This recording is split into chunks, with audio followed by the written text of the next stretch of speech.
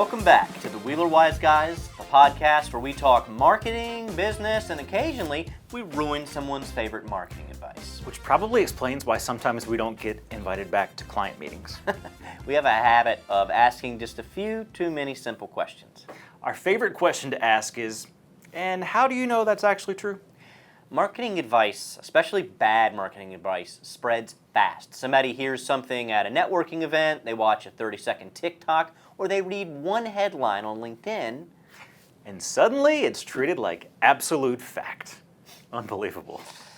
The problem is, bad marketing advice isn't just theoretically wrong. It costs businesses money, it wastes ad budgets, and sometimes it keeps really good companies from growing.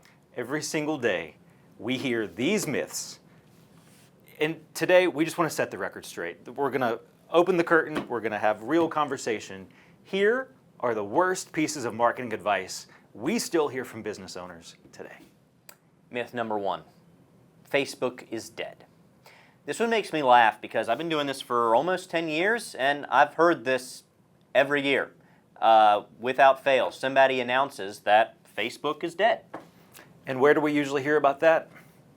On Facebook. Here is the reality. Facebook may not be where teenagers are spending all day anymore, but most businesses aren't trying to reach teenagers. Absolutely. I have a teenager. Too cool for Facebook. But if you're trying to sell furniture, financial services, healthcare, insurance, or just about anything for your house, your customers are still on Meta, Facebook, and Instagram every single day. People confuse "I don't use Facebook anymore" with "nobody uses Facebook anymore." And that is the danger zone. That's a dangerous assumption. We still run Meta campaigns every month that generate leads, phone calls, and most importantly, sales. The platform isn't the problem. Usually it's the audience or the creative. Facebook didn't die. Nope. My friends, it just grew up. Myth number 2, if I build it, they will come. In this case, a new website. That is like opening, let's say, the nicest restaurant in town in the middle of the woods and never putting up a single road sign.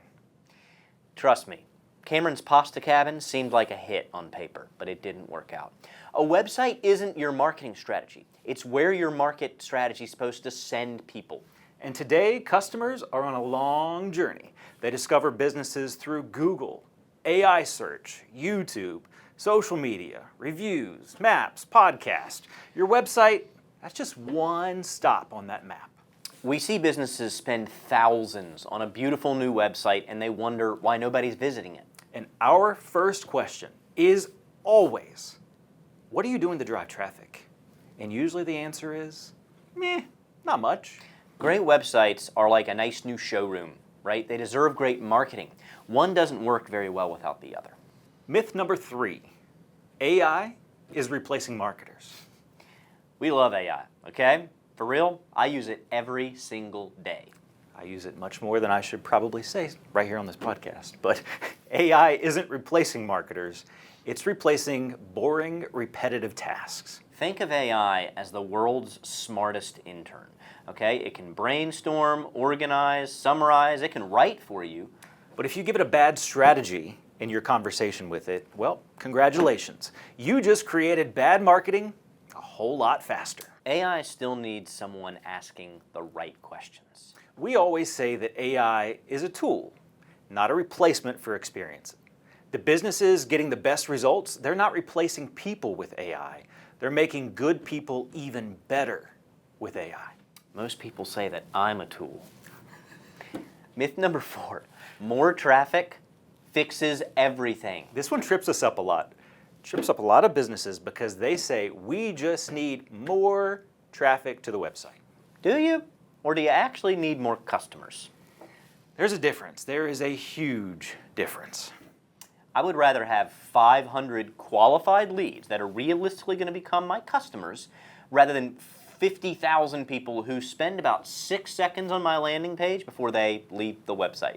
Sometimes the answer isn't more traffic. It's a better landing page. It's better messaging, better reviews, a clearer call to action.